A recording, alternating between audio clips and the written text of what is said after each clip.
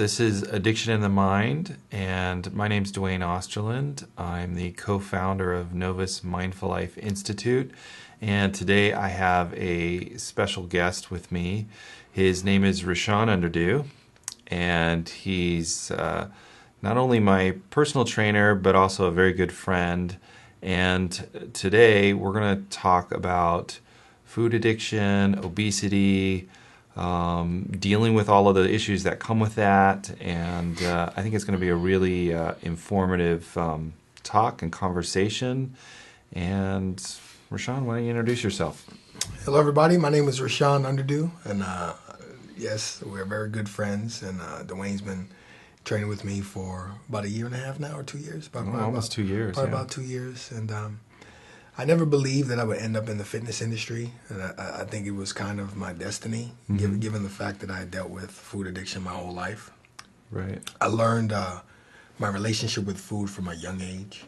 Yeah. My family, food was always the go-to, whether it was to comfort yourself or whether it was to celebrate, Right. or whether it was to numb.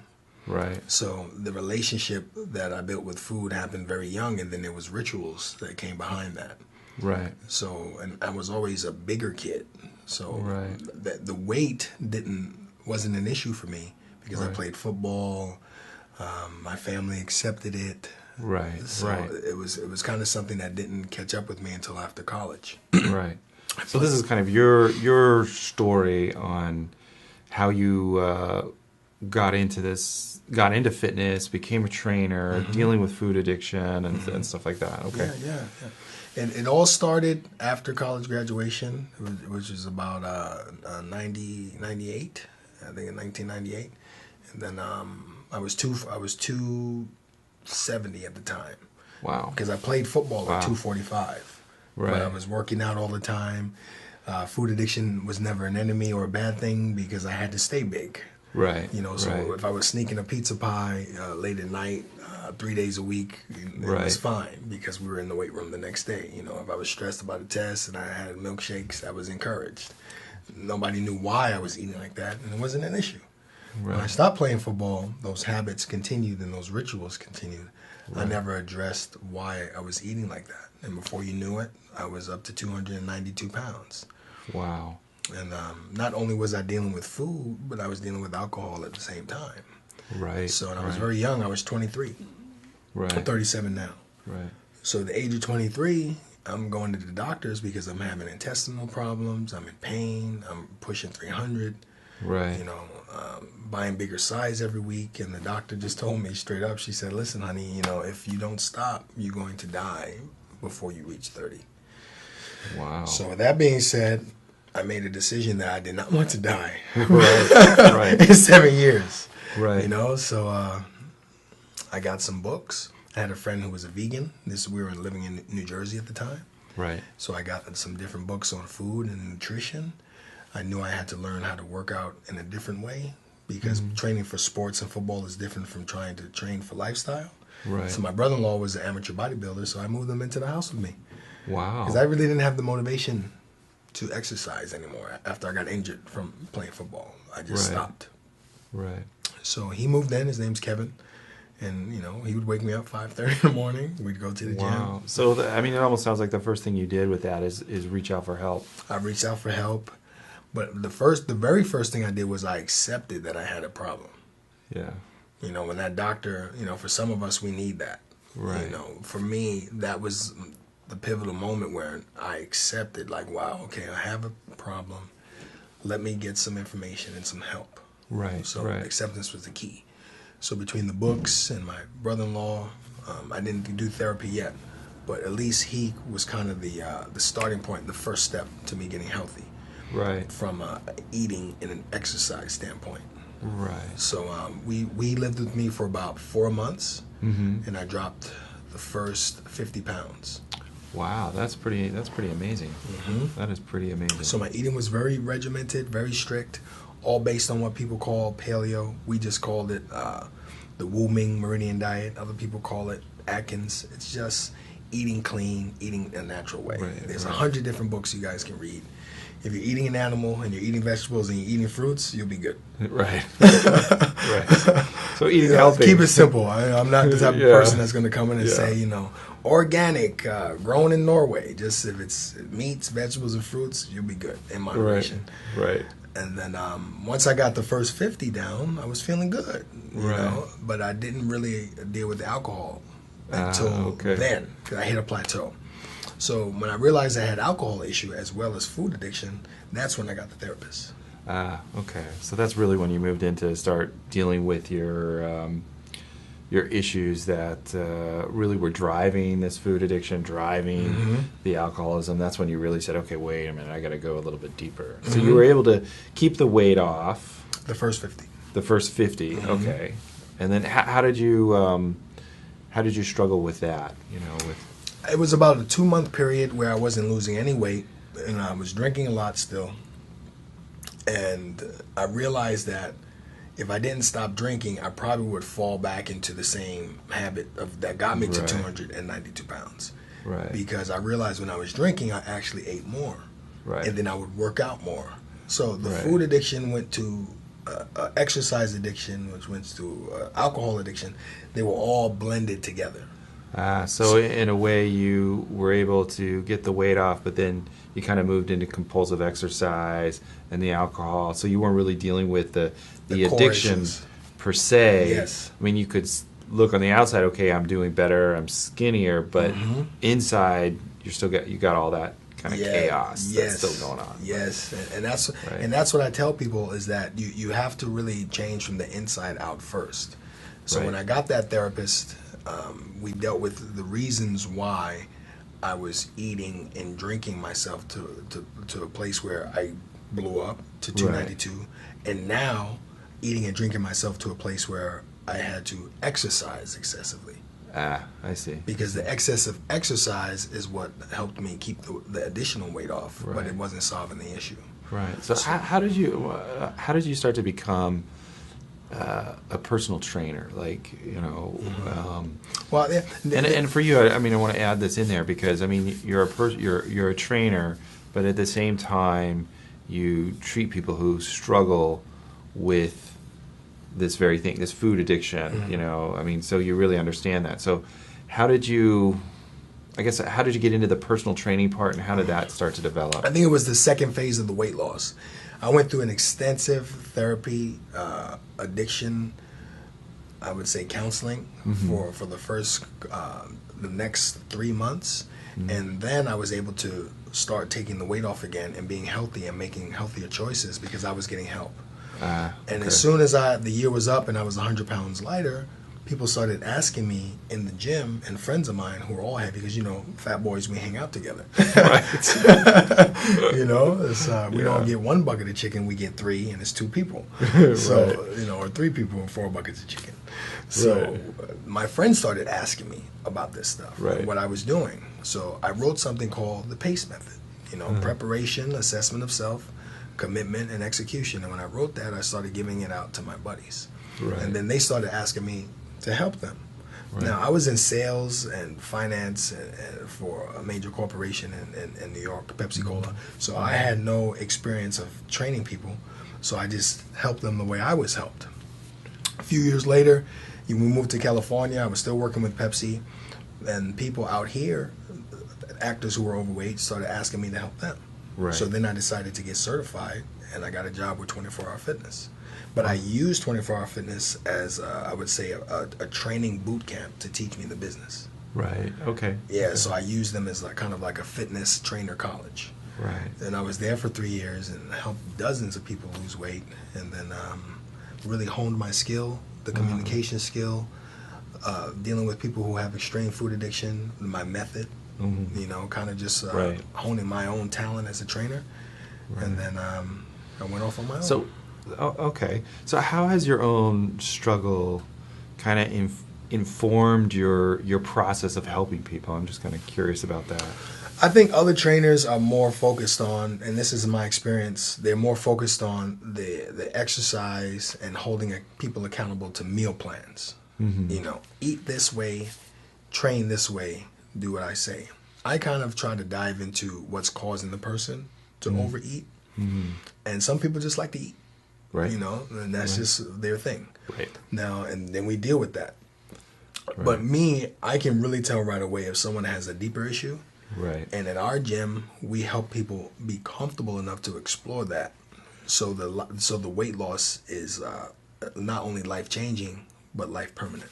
Right. So it becomes, really delving into that lifestyle balance, Yes. that understanding the deeper motivations Yes. that, kind of drive a person to go to food or alcohol as a way to cope with all that uncomfortable, whether it's history or present history, or present environment that they're in. Yeah. You know, there was one lady, her name is Jean. She'll be 78 next week on the 12th.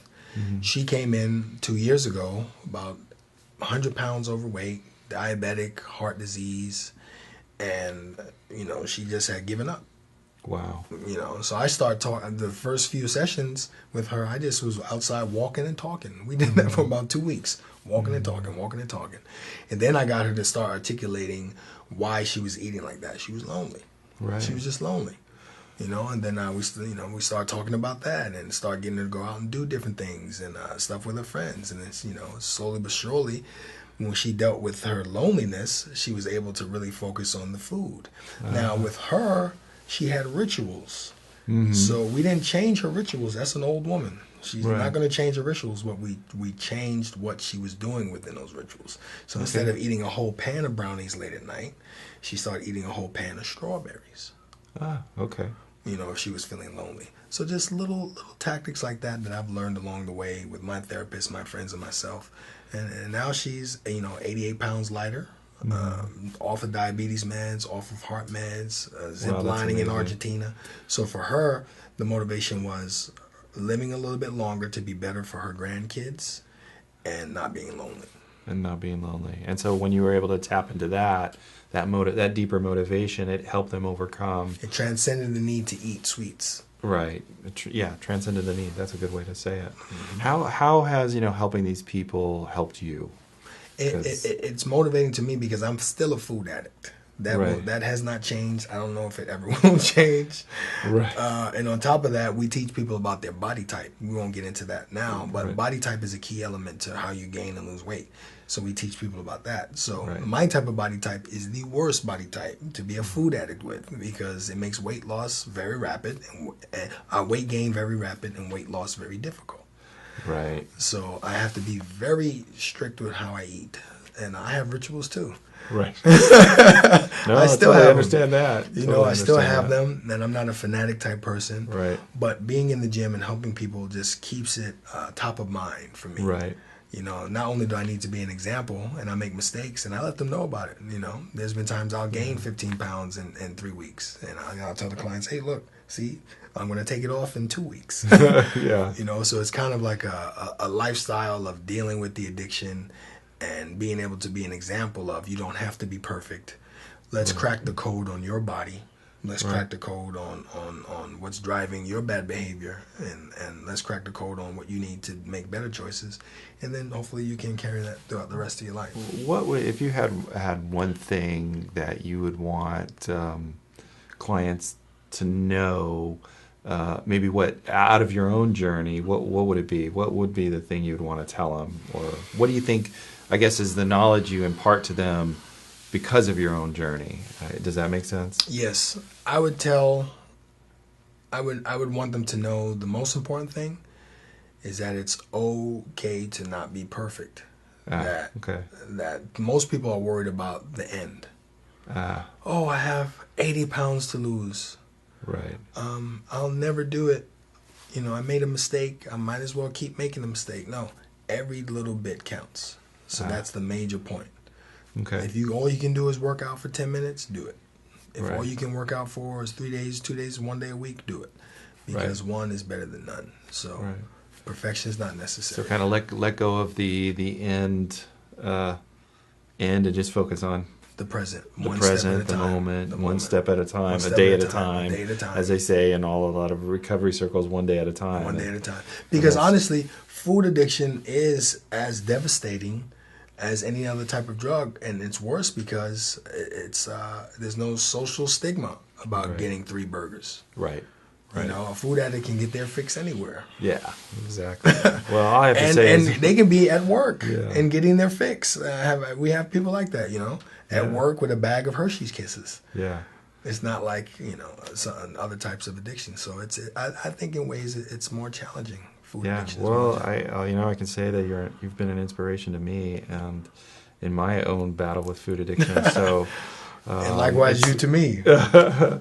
So that's been awesome. So anyway, what we're going to do now is we're going to take a break. And in the next part, we're going to talk a little bit more about the specifics of how Rashawn works with his clients, talk a little bit more about some concrete steps that people can take to get better, and kind of explore it a little bit deeper, that process of change.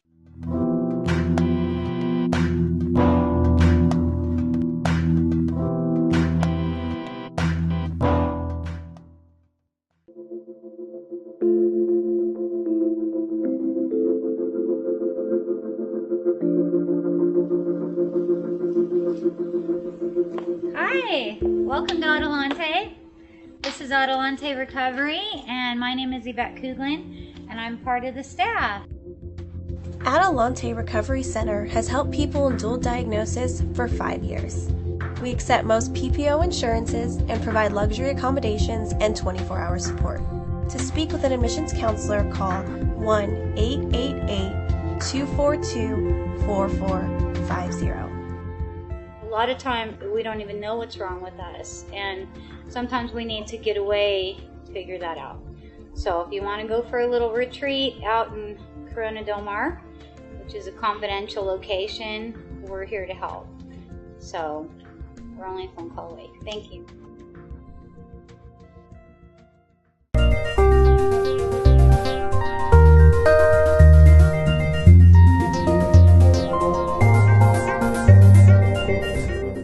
Welcome back.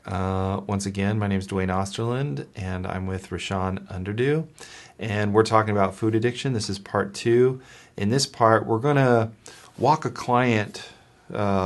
you through with us, a client through the process of changing and what Rashawn does from day 1 to day 365. And we're going to kind of walk through that process and talk about the different stages of changing, the struggles through that process of making that big change of dealing with food addiction and really changing a lifestyle. So why don't you go ahead and start? Client walks into your door. Client walks in. The first thing I do is I give them a tour of the facility so I can get them comfortable with the environment. Mm-hmm. Because most people that have a lot of weight to lose, not only are we not too comfortable in our own skin, we're used to society or outside environments treating us a certain way. Mm-hmm. And there's a lot of fear that comes with going into a new health or fitness program. Right. And I noticed that when I was at a bigger gym. You know, people felt a little bit intimidated. Right. So what I like to do is bring them around our gym. It's very small and private. Get them comfortable, get them relaxed, so they feel like they can open up. Because day one, in my opinion, is the most important step in building trust and rapport with the person. Well, I've noticed that too with a lot of clients who want to go in and they just feel so much shame about their body. Yep. And you know that they walk in and they think they're going to walk into a gym and they're going to see it filled with all of these athletic people and they're just going to be filled with shame. So they just want to avoid that at all costs. Yes. And so that sounds so important because they got to really feel comfortable. Yep. Yeah. The next thing I do is I tell them what's going to happen. You know, what we're going to do today after our tour is I'm going to take your body fat, and then I let them know that I'm going to educate you on what body composition is. I'm going to show you that the body that you want already exists. How does that sound? And like, what do you mean my body already exists that I want? And I'm saying, I'm going to show you what I mean. And most people don't understand that.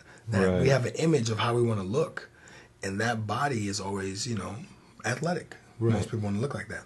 And that body already exists, but it's just covered up in excess food. So I make the weight loss less about, oh, you made bad choices. I make it more about the body you want already exists. Let's make different choices so you can reveal it. So I'm trying to work on their mindset of weight loss. They think they think weight loss is a lot more difficult than it really is. Right. So I want to make the concept of weight loss sound simple, because it is. Right. And you know, a lot of people who are coming in with that, and I know with my own struggle, it's like they've probably tried so many times before.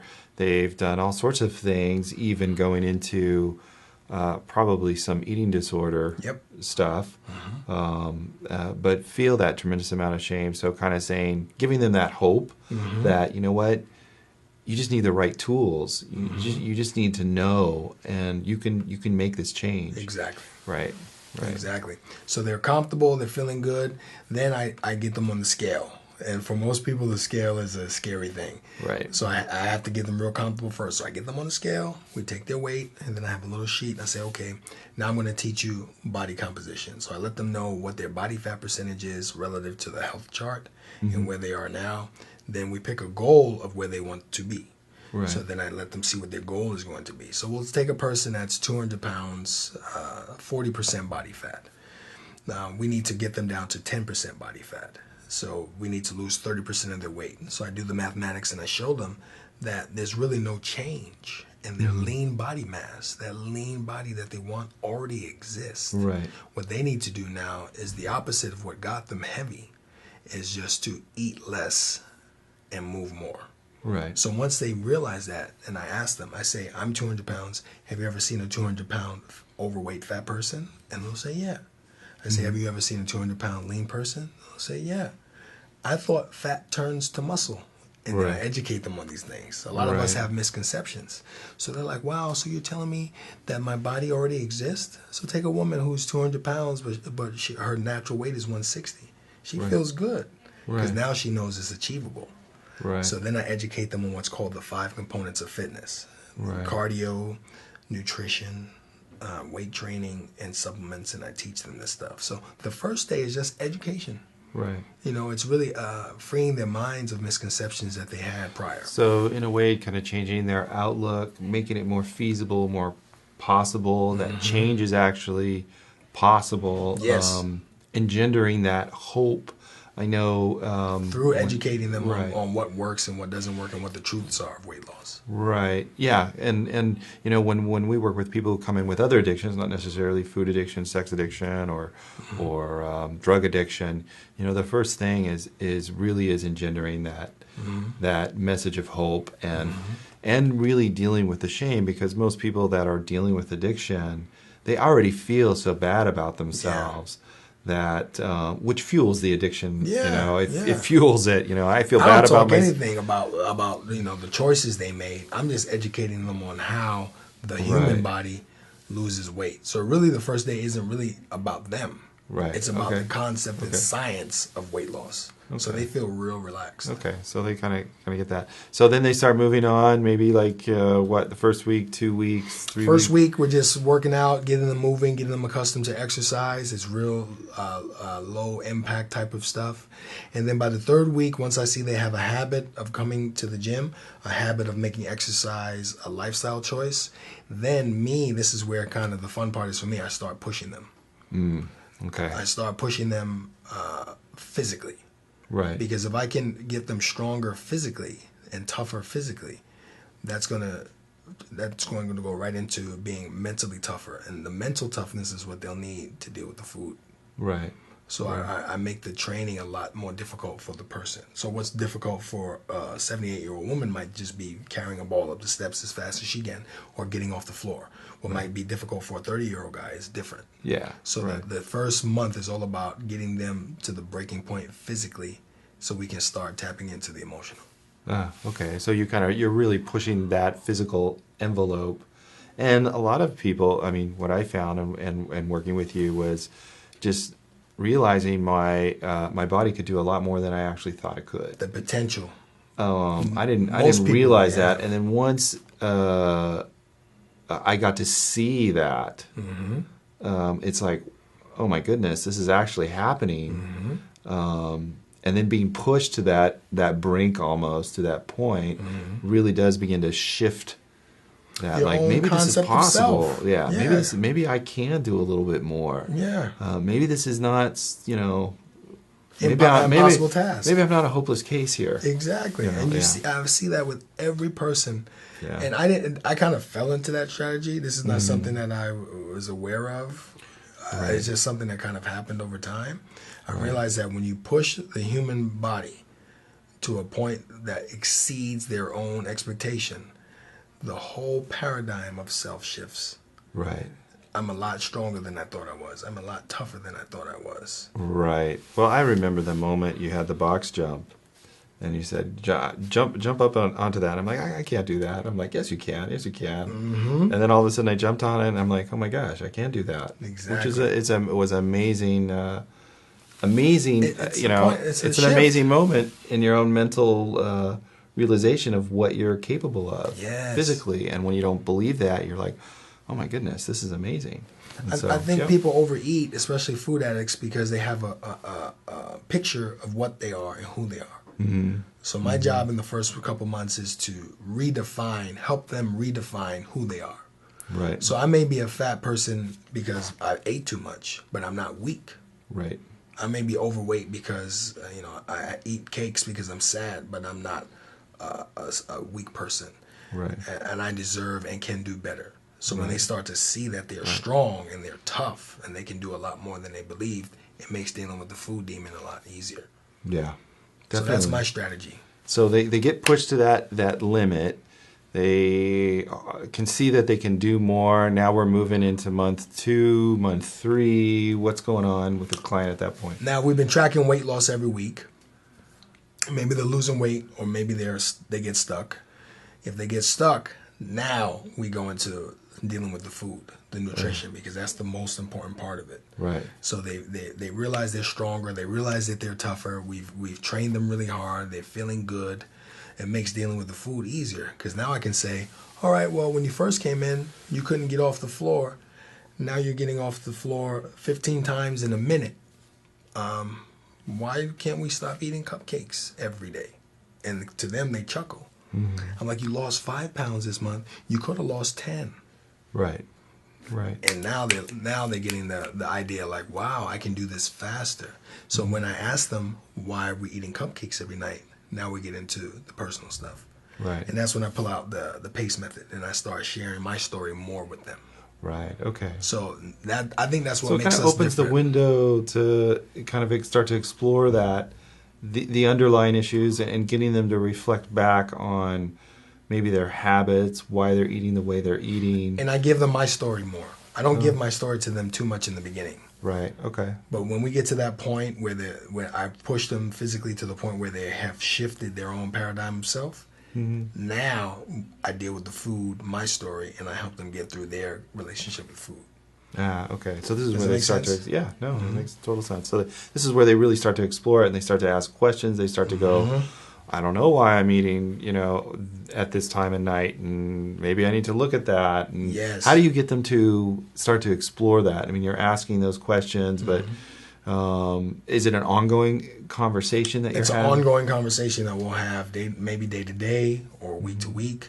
And if I see that they need outside help, if some issues come up, because sometimes people have history of abuse or sadness or trauma or tragic events, then I'll start pushing them in the right direction to get additional help. Right, to get like therapy or counseling or whatever they might need. Yeah. Right. What about, when you, I don't know if you've dealt with this, but have you started to dealt with clients who may have some kind of eating disorder, and that's why I guess obviously you would refer out and say, hey, look, you need to get professional help. That's why the second and third month the first month is so crucial, because what we do at our gym is we have to get them to that point where they have a major breakthrough physically, because that to them that was the biggest hurdle, because they didn't want to deal with inside. Right. They saw the physical aspect of themselves as being the biggest hurdle. Right. I'm fat. I'm overweight. I can't even walk without being out of breath. I'll never lose weight. Right. So when we show them that you may be overweight, but you're not weak, you're strong. Then they start to get some internal strength. And they have confidence. Right. It makes dealing with the real issues easier. And then the one thing is that, you're meeting with a lot of these people 3 times a week, 4 times a week, Yeah. 5 times a week. So you really start to develop a relationship. Absolutely. So it becomes bigger, even though as you're doing training, you're It's almost therapy. you're having a conversation. Absolutely. Right. And a lot of times what they believe to be true for themselves, I'm breaking belief systems every day. Right. Because I'm forcing them to do things that they really believe they could never do. Right. So that leads into, okay, why am I eating like this? Why have I eaten like this? And then when we start to deal with that, they go over another hurdle. They go over another hurdle and stuff like that. So then you're at 6 months, 8 months. What's happening? What happens then is most people will lose half the weight the way I did, and they get comfortable. Looking internally stops. Training is hard stops. Right. I'm plateauing. I can't lose any more weight. Right. I'm good enough. Then the old habits come back. And maybe they gain 10 pounds or 5 pounds. So that's the third third challenge. The first challenge was to prove to them that they're physically strong. The second challenge was to help them see why they made the choices that led to the being overweight. Right. So we educated them on the science of weight loss. We proved to them that they're strong. We helped them deal with the choices that they made. Now they got to a point where they're comfortable. Right. The journey can stop because I'm good now. Oh, okay. So this is where they start to maybe regress a little bit. And I'm talking about people that have excess weight loss to lose, like 60 to 100 pounds. Right. So we're really dealing with the food addiction. This is you Yeah. see the people who have used food as a coping mechanism. Yes. This is kind of the pattern that falls. They kind of get to that point. They're like, they get really far, but not quite into their stuff. Maybe not quite really dealing with their stuff. If it's a 7-foot ditch, they went 3.5 feet. Right. Okay. So they went in, but not all the way. So then what happens? I mean, so they come to you. I've just gained 5 pounds. I'm not working out. I'm skipping workouts. At this point, the relationship should be pretty good. Right. So now I can just have a candid discussion with them. Right. And what I do is I remind them on what they told me their motivators were. Right. And this is where I remind them again about my story, and I really share with them the challenges I'm having currently, keeping my weight down. Oh, okay. And then we look at their rituals. Okay. Because now we realize that their rituals may not change. These are 30-year-old people, 40, 50-year-old people. Right. So we don't try to change the ritual. We just change the vice, or we change the drug. Right. Like in Jean's case, the ritual was brownies. She actually went back to brownies. I found out she was eating brownies every night for a month. She didn't gain a pound. Wow. But she didn't lose a pound either. Right. So, okay. Yeah, so then you kind of get into it and then explore it a little bit more. Yeah, because she wasn't lonely anymore. She was feeling better. Right. So she dealt with the core issues. She just got complacent. She didn't deal with the ritual. So she's got so dealing with the ritual and then getting through that ritual and kind of figuring that out, putting new elements into the ritual. That are a little more healthy. And so instead of brownies, okay, if you're going to eat something, eat some strawberries or eat some, sprinkle a little cocoa powder on top. Right, or something, which is a fourth of the caloric intake. Right. So have a protein shake with a chocolate protein shake with a little cocoa powder in it, and then a tablespoon of organic peanut butter. Right. So okay. So she can still do that. She's an old woman. She can still do that. Go to bed feeling good, and has a little sweet tooth. But now she. So I'm imagining this is probably the harder. This kind of 8-month hurdle is probably the hardest hurdle with clients to get through because it really is that deeper intrinsic habit. And do you ever find that, clients go in deeper and really explore? We'll find both. You'll find people that are very satisfied and they'll stop everything. Right. And then those are the folks you see coming back 3 months later, almost at square one again. Oh, wow. And that is enough for them. Most of them, I'd say 90%. And then you have the people that are even going deeper. Right. And now they're dealing with issues that didn't even come up in the first half. Okay. All right. So either way, the person is going to heal. Because honestly, when you're dealing with food addiction and weight loss, it's an illness. It's a healing process. Right. That's why I call it day 1 to day 365. Right. You know, it's not someone that just has to get fit for a wedding and they just want to lose 15 pounds. Right. You know, we have those clients too. I'm talking about people that have to save their life. Yeah, they have to save their life. I mean, these are the people that food has become their way of being. It's killing them. Yeah, it's killing them. It's become their way of coping with everything, life pain, hurt, stress, anxiety. Any negative stimulant, they'll go to food the same way I did. Right. And so they get to 365, and once they get, I know past this isn't that, the end. But once they get past that plateau where they feel comfortable, and now they change the rituals. Now they're just in a stride. This is where people want to start testing their bodies and testing their limits and doing stuff like going to mud runs and warrior dashes and buying new clothes, and the weight starts falling off, and then they start becoming an advocate for other people. There's a client of mine, a friend. His name is Flobo Boyce. He lost 150 pounds. Wow! And it took us a year and a half. And the journey that we just walked client X through, he went through that. Right. And now he's at the last stage of it, which is the body contouring operation. Right. Not everyone needs that. I don't suggest it for everyone. It's about the person's own desire. Right. And he's deciding to do that for himself. So now he's completely redefined internally first who he is. Wow. So he's really now embracing himself, pushing his own physical limits, pushing his emotional limits, and he went through therapy. He went through counseling. He went through the training, and now he's at the tail end of it. And it was a 18-month, really 2-year, 24-month journey for him. So satisfying. Yeah. To see that. Absolutely. It's great to see when clients do well and succeed and really change their life. It's it's so amazing to be part of that process. It's so amazing to know that if you're dealing with food addiction, that you can do it. And it's not going to be easy. I always tell people that weight loss sucks because it's controlled starvation and physical torture. That's true. That's so true. It's up for people like me in the fitness industry to make both of those aspects enjoyable, as painless as possible, and fun. Right. So if they can find a place where they can get those three things and get the help that they need from an emotional standpoint from people like you, they'll do it. Yeah. So if people are out there and they want, they're watching this video and they're at that place where they're feeling kind of hopeless around this and maybe have tried several times, how do they contact you? The first thing they can do is go to zocenter.com. That's zocenter.com. There's going to be a little icon on the right part of the screen that says fitness assessment and free orientation. I would suggest for them to click on that. Myself or my cousin Kadeem will give you a call back and set you up for your first appointment. And they'll get a week free to test everything out and take us for a test drive. And if they do that, I think they're taking the first step in the right direction. That's always what I always tell people when they come into my office with any kind of addiction. Coming into my office and getting help is the very first step. It's the first thing to do. Just do it.